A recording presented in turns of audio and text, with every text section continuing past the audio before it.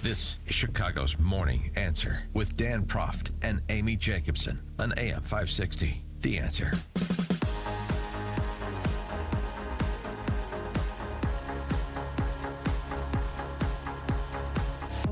Top of the morning, Dan and Amy. We're coming to you live this morning from Judson University, a small, private, Christian liberal arts college in Elgin, of course, Judson University. And we're going to be talking to our friend Eric Metaxas, who's in town to speak at Judson today. We'll be talking to him. You know, they have an opening here for a basketball coach. At the bottom of the 8 o'clock hour.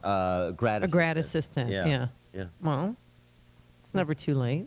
Yeah, maybe. After the show, I'm trying out for the volleyball team. I want to be their new middle hitter. It'd be a lot more fun than Illinois politics, I'll tell you that. And speaking of which, we're going to take a break from Brett Kavanaugh's yearbooks just to talk a little bit of local issues. And Truth in Accounting, truthinaccounting.org, statedatalab.org, has a new report out on Illinois' financial standing. And it turns out, in the parlance of the Kavanaugh saga, that the state of Illinois is a big debt whore.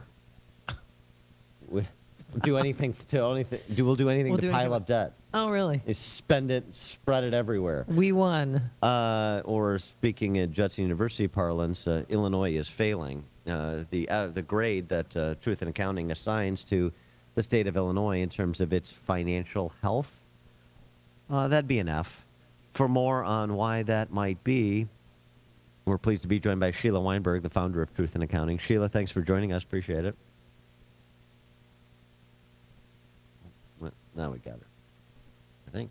Sheila? Hello. Yes. Oh, there we go. Hello. Okay. All right. Sorry. Here I am. I'm here. Good. And so explain to us, if you will, why Illinois gets an F, as if we don't know.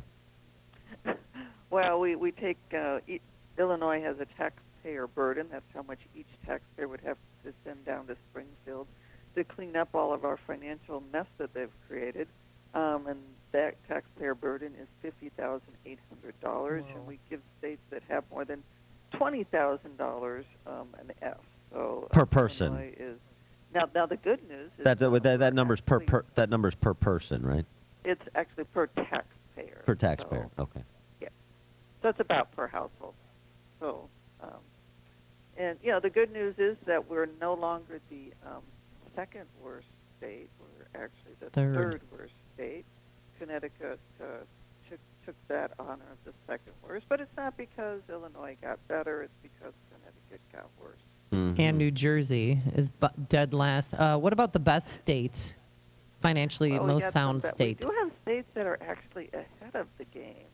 Alaska is our absolute best state, and followed by North Dakota, Wyoming, Utah, and South Dakota. So if you're looking for places to move to, those sound like a pretty exciting state financially. Yeah, that's why Kirk Heinrich moved to Sioux Falls, I understand.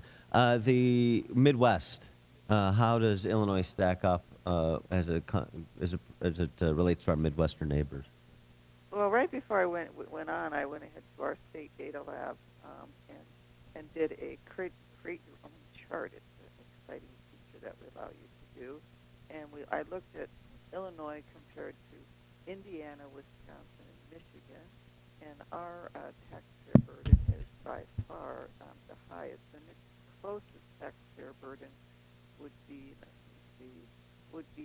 Michigan with a taxpayer burden of $16,600, and then Wisconsin is only $3,900, and Indiana is $2,700. $3,900, $2,700 versus $50,000 here. And the thing too that's so interesting to me about these numbers is what you hear from people if you propose, say, to change the way we do property taxation in Illinois, do like a 1% hard cap like Indiana has, or to do something else that another state has done and found success and financial stability.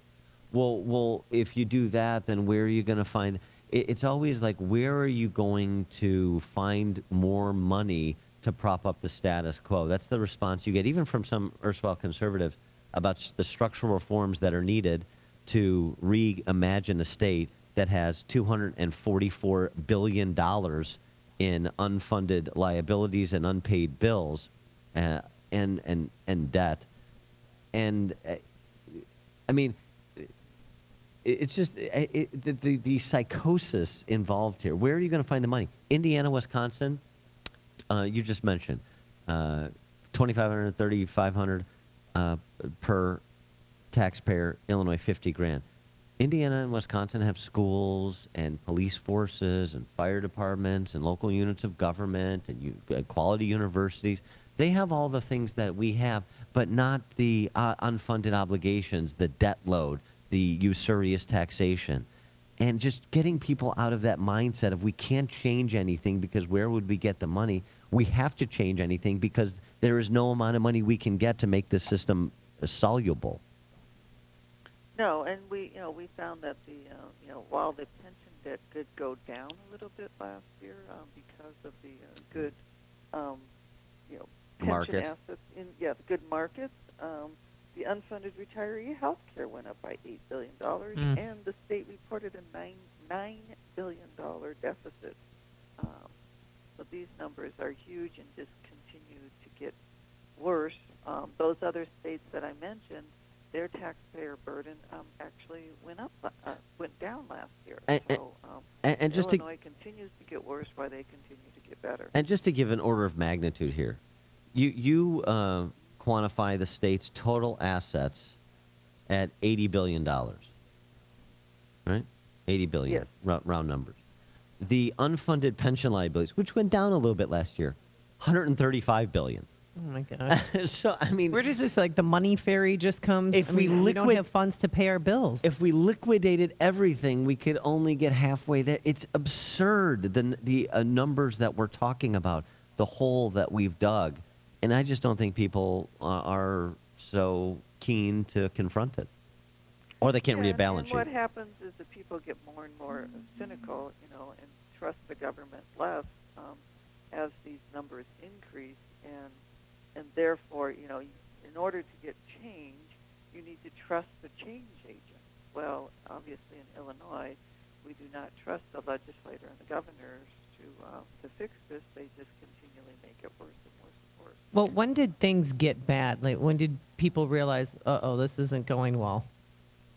Well, we have been highlighting for decades that, the state has been, quote, theoretically meeting its balanced budget requirement while it's been going into debt. But for decades, citizens were told everything is fine. We're meeting that balanced budget requirement. And, things have just gotten, as the governments were promising more and more of these promises of pensions and retiree health care without funding them, but claiming a balanced budget, things got worse while people weren't paying attention. She is Sheila Weinberg. She's the founder of Truth in Accounting, truthinaccounting.org.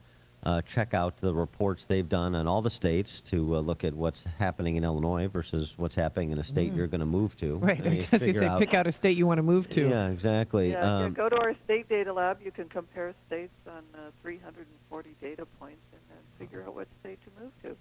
StateDataLab.org is that website. Sheila Weinberg, thanks so much for joining us. Appreciate it. Thanks for having me, Dan. And she joined us on our turnkey.pro answer line.